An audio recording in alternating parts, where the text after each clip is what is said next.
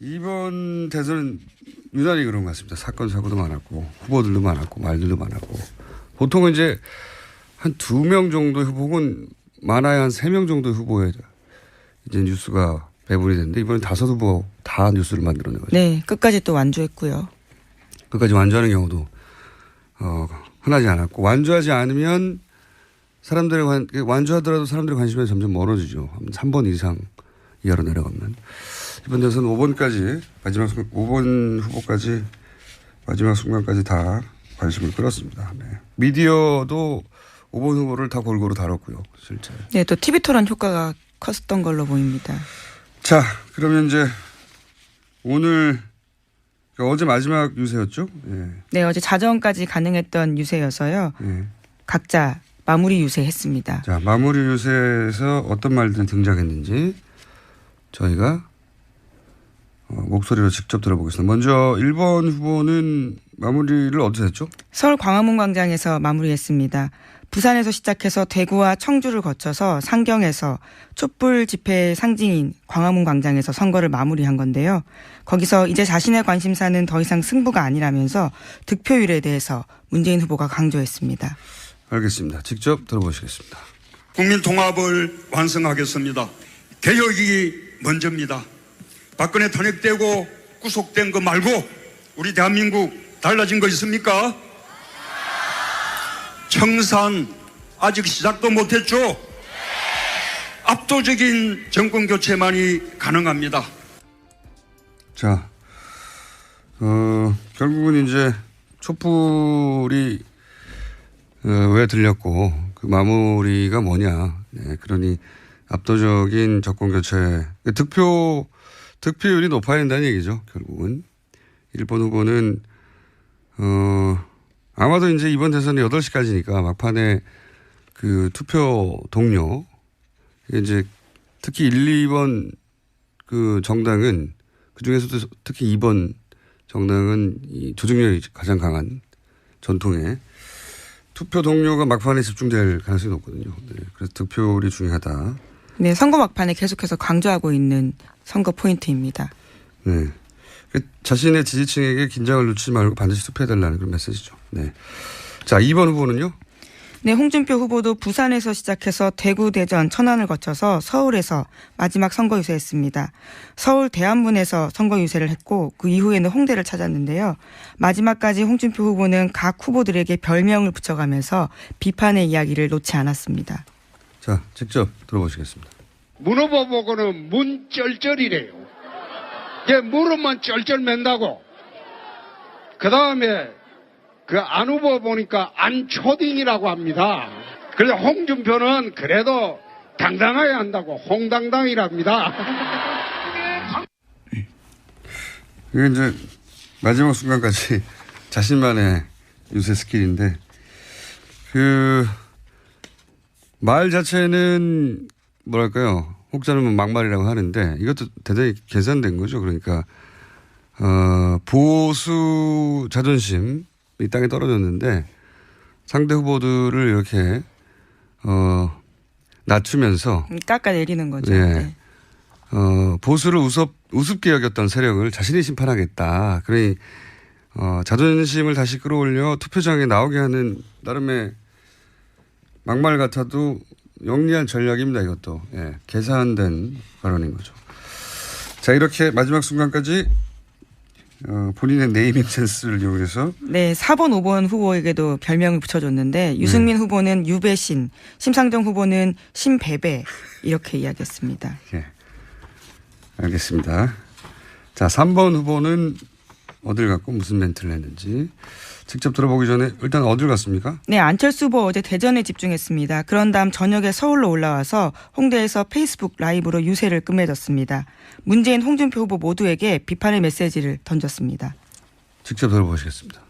통합을 위한 정권교체인지 개파 패권을 위한 정권교체인지 선택해 주십시오.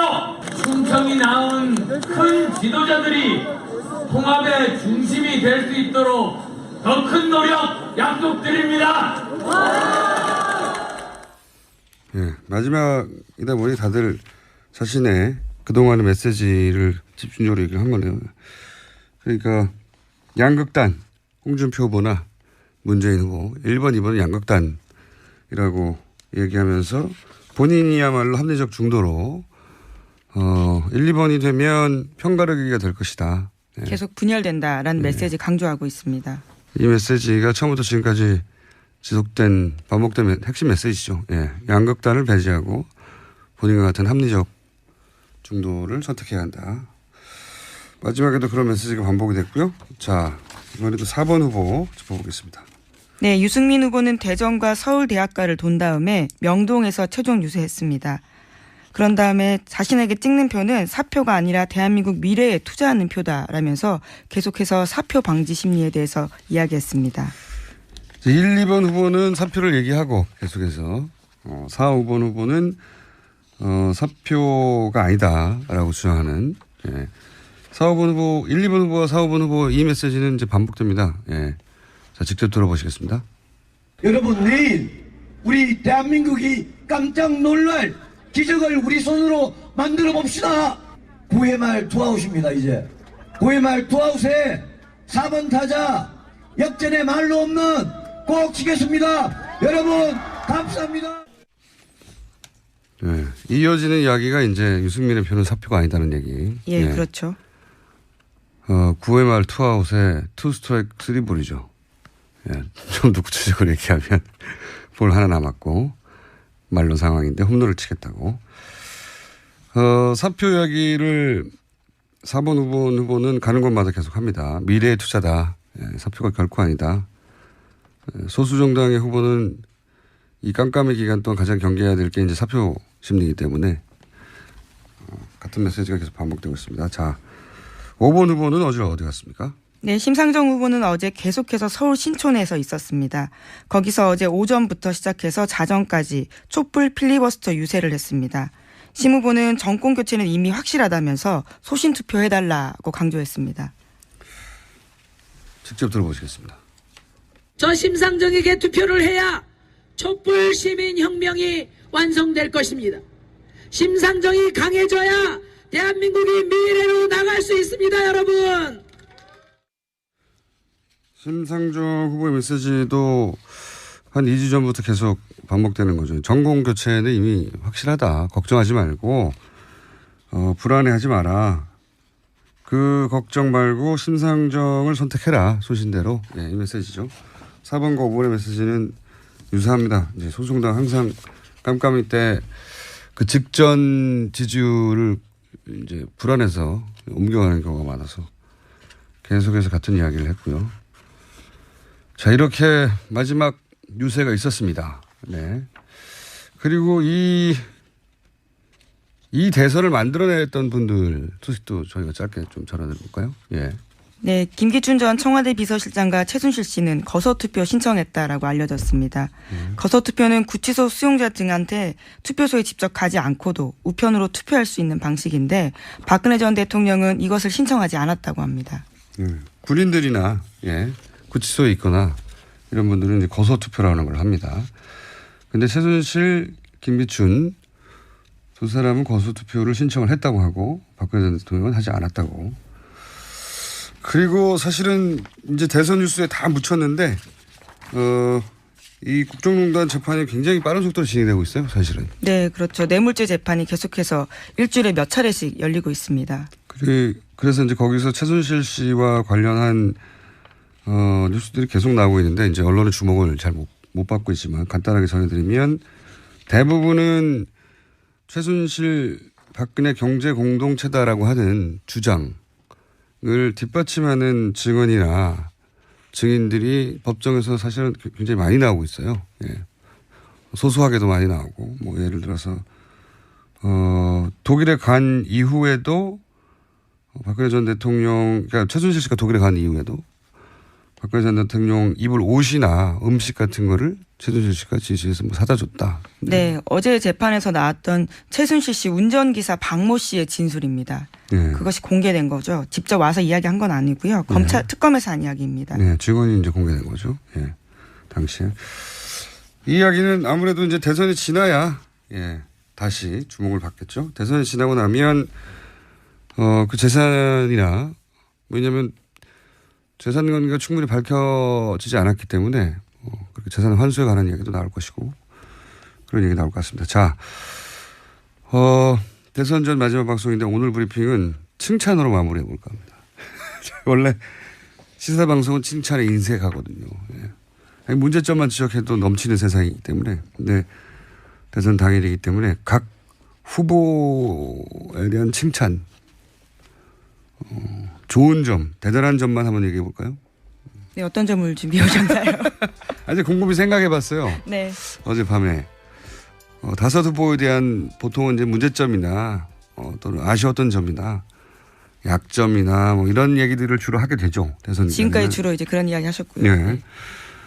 1번 후보부터 얘기해 보자면 제가 보기 가장 대단한 점은 지난 5년간 미디어 지원을 가장 받지 못한 후보예요. 네.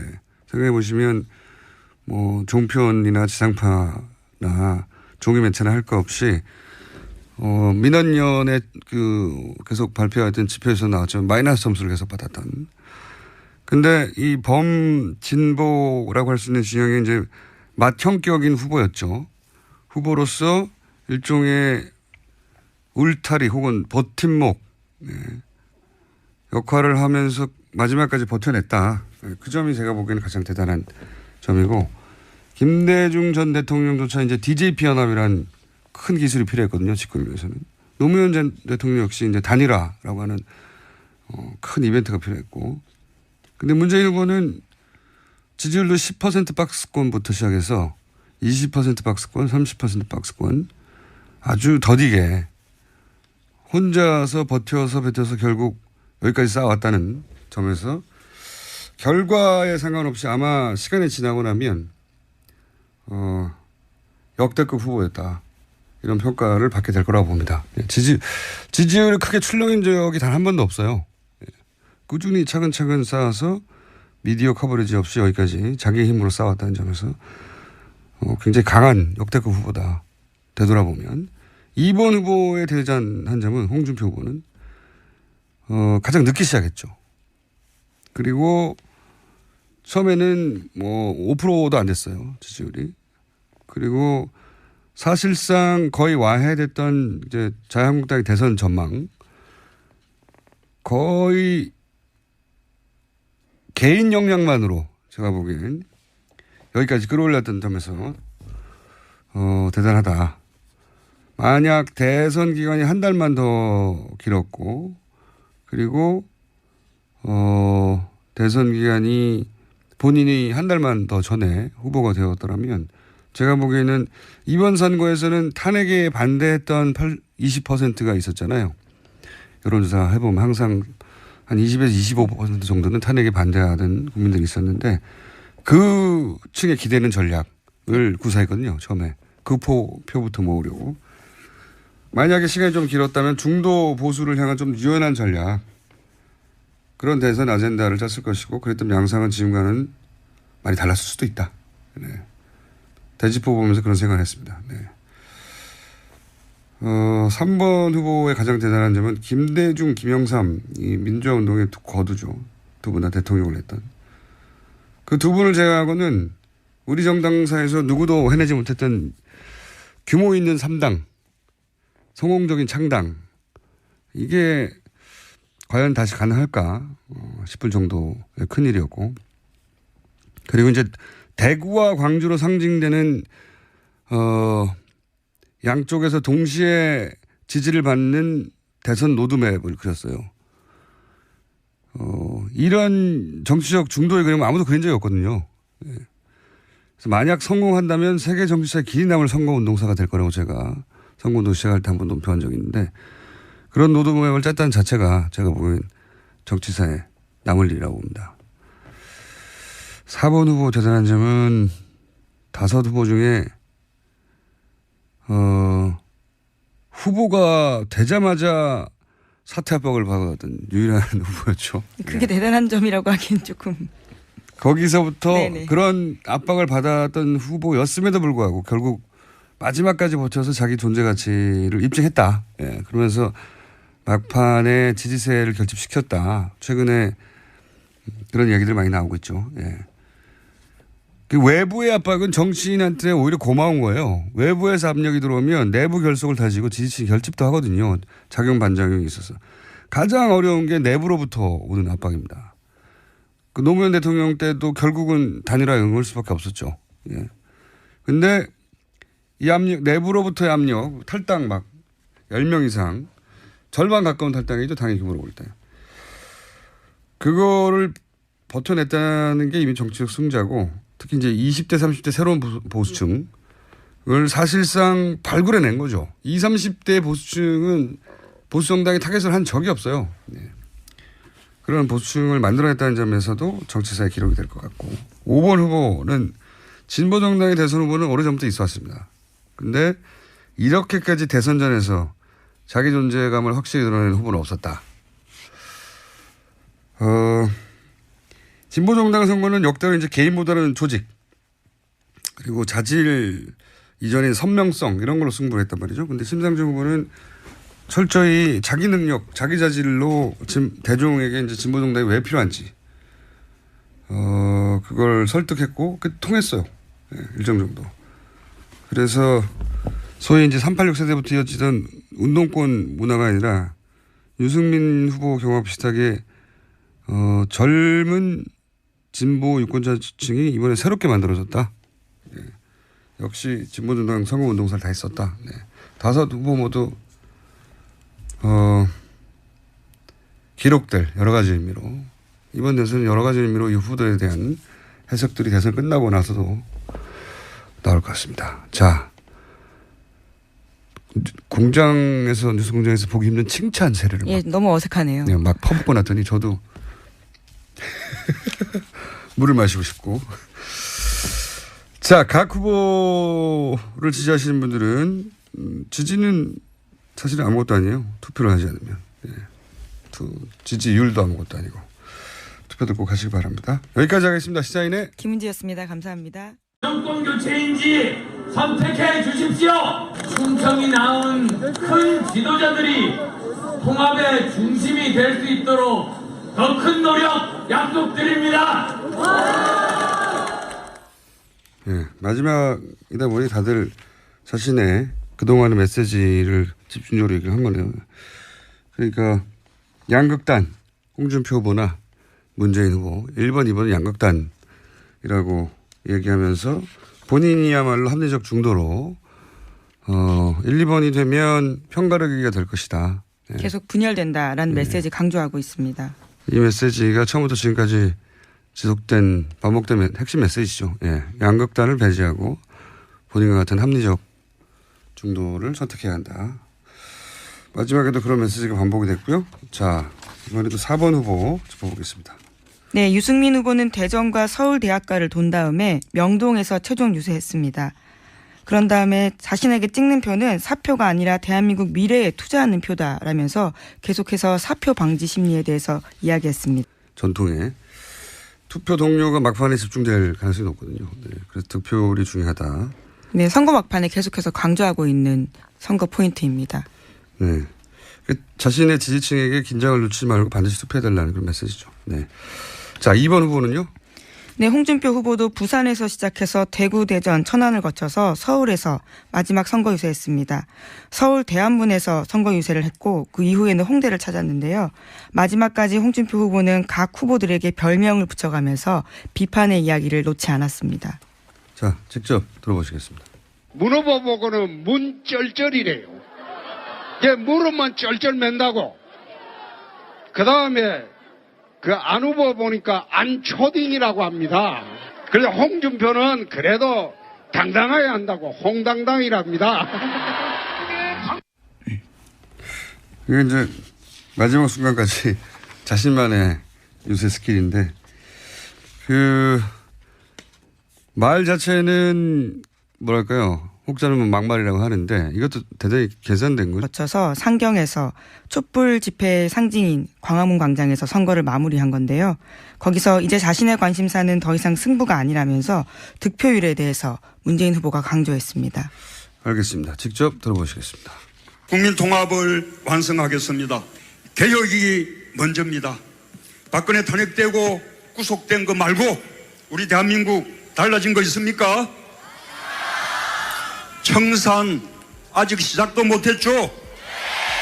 압도적인 정권 교체만이 가능합니다. 자, 결국은 이제 촛불이 왜 들렸고 그 마무리가 뭐냐. 네, 그러니 압도적인 정권 교체, 득표율이 높아야 된다는 얘기죠. 결국은 1번 후보는 아마도 이제 이번 대선이 8시까지니까 막판에 그 투표 동료, 이제 특히 1, 2번 그 정당은 그 중에서도 특히 2번 정당은 이 조직력이 가장 강한. 이번 대선은 유난히 그런 것 같습니다. 사건, 사고도 많았고, 후보들도 많았고, 말들도 많았고. 보통은 이제 한 2명 정도의 후보 혹은 많아야 한 3명 정도의 후보에 이제 뉴스가 배분이 됐는데 이번엔 5 후보 다 뉴스를 만들어낸 거죠. 네, 끝까지 또 완주했고요. 끝까지 완주하는 경우도 흔하지 않았고, 완주하지 않으면 완주하더라도 사람들의 관심이 점점 멀어지죠. 3번 이상 이하로 내려가면. 이번 대선 5번까지, 5번 후보까지, 마지막 순간까지 다 관심을 끌었습니다. 네. 미디어도 5번 후보를 다 골고루 다뤘고요, 실제. 네, 또 TV 토론 효과가 컸던 걸로 보입니다. 자, 그러면 이제 오늘, 어제 마지막 유세였죠? 예. 네, 어제 자정까지 가능했던 유세여서요. 예. 각자 마무리 유세했습니다. 자, 마무리 유세에서 어떤 말들이 등장했는지 저희가 목소리로 직접 들어보겠습니다. 먼저 1번 후보는 마무리를 어디서 했죠? 서울 광화문 광장에서 마무리했습니다. 부산에서 시작해서 대구와 청주를 그러니까 보수 자존심이 땅에 떨어졌는데 상대 후보들을 이렇게 낮추면서 깎아내리는 거죠. 예. 네. 보수를 우습게 여겼던 세력을 자신이 심판하겠다. 그러니 자존심을 다시 끌어올려 투표장에 나오게 하는 나름의 막말 같아도 영리한 전략입니다. 이것도. 예, 계산된 발언인 거죠. 자, 이렇게 마지막 순간까지 본인의 네이밍 센스를 이용해서 네, 4번, 5번 후보에게도 별명을 붙여줬는데 유승민 후보는 유배신, 심상정 후보는 심배배 이렇게 이야기했습니다. 예, 알겠습니다. 자, 3번 후보는 어딜 갔고 무슨 멘트를 했는지 직접 들어보기 전에 일단 어딜 갔습니까? 네, 안철수 후보 어제 대전에 집중했습니다. 그런 다음 저녁에 서울로 올라와서 홍대에서 페이스북 라이브로 유세를 끝맺었습니다. 문재인, 홍준표 후보 모두에게 비판의 메시지를 던졌습니다. 직접 들어보시겠습니다. 통합을 위한 정권교체인지 개파 패권을 위한